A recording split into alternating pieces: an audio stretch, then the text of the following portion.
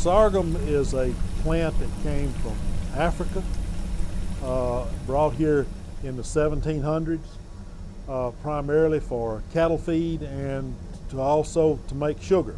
They cooked a lot of syrup in the fall, and then they used that as their sweetener. So a lot of stuff always had the flavor of sorghum in it.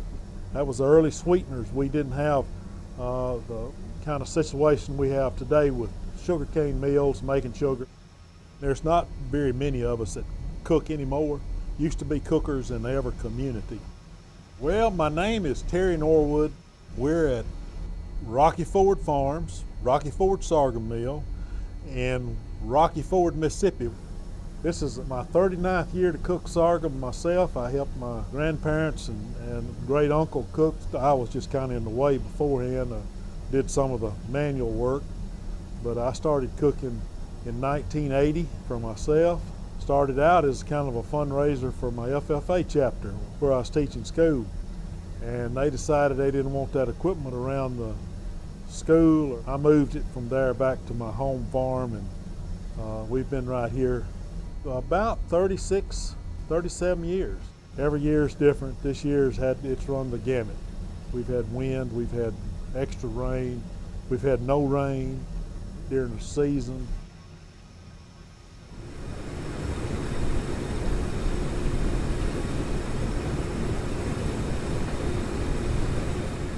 The pan I'm using today is a solid copper pan. I built it myself. This is a configuration they call the Cook pan. Mr. Cook was a manufacturer of a lot of sorghum equipment and has a lot of patents from back in the late 1800s and early 1900s. My great uncle's pan was just like it, and so that's the reason I built it. The pan is actually at a slope with the front end down here where the green juice comes in is down here next to the fire, and it's actually deeper than it is at the finish end, which is where the syrup comes off. And as it flows down the pan, as the water is evaporated, 10 gallons of juice to make a gallon of syrup. And in my case, I've got these pretty fans that suck all that steam out of here and keep it out of my eyes. And as it works its way down the pan, it continuously is thickening. The skimmings it's whatever's in that juice. When we grind that juice in the field, we literally just press the whole stalk, and then the chlorophyll that's in that plant itself comes through in the juice. Well, all that has to come out. If you left that skimming in there, it'll make it very strong and very bitter. Right now I'm starting to pull off another batch.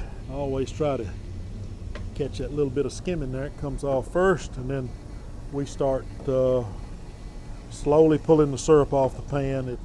And of course, then once I bring the syrup off the pan, I always use a bucket to do this. If there's a mistake, I can always correct it. We strain this through what we call flour sack material, and that just goes back to days of old. Now my associate here, my wife Debbie, will fill jugs. The only way I can stay ahead of the game. And I only have two reasons for cooking syrup, and one of them's to eat it, the other's to sell it. Most of our customers are repeats. They just come right back and just purchase right here on the place.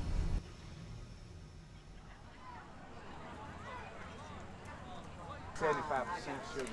Cast iron to make the syrup.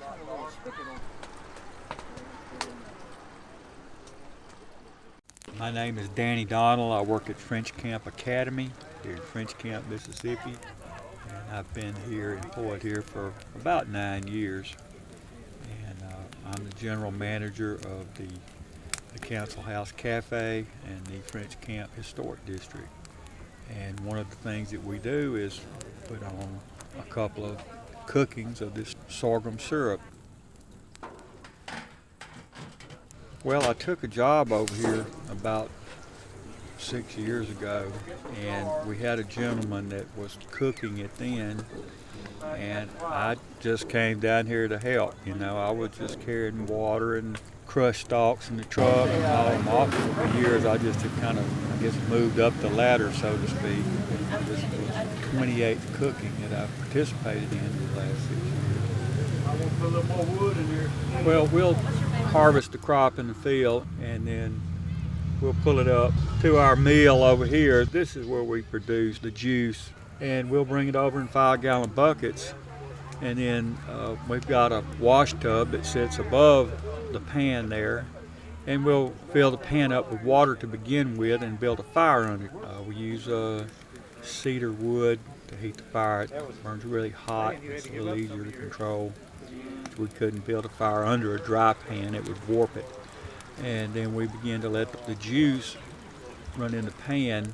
As the water evaporates off, the juice goes further and further into the pan, eventually replacing the water. From then on, it's working the juice through the baffles, through the various heat temperatures. And it's about a 3-hour process from the time the juice hits the pan to the finishing end. When the syrup gets to the right temperature, it only will stay there for so long before it begins to score. It just becomes not fit for consumption. So that's where the real art of it comes in. You can't help but learn just by being exposed to a lot of this. It's not complicated. I mean, it's really is more of an art than a science. You know, it's just a great tradition, and we really enjoy seeing people come up that've never seen this for the first time, or they've heard their parents or grandparents talk about it. They grew up with it. It's like, do you like blackberry jelly or apple jelly, or, you know, they want to put something on a biscuit.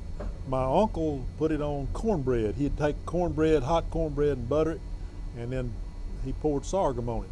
That's what he had when he was a child, and he loved it. And so he always came and got a couple of gallons every year, and they said every day when he'd have cornbread, he'd have some.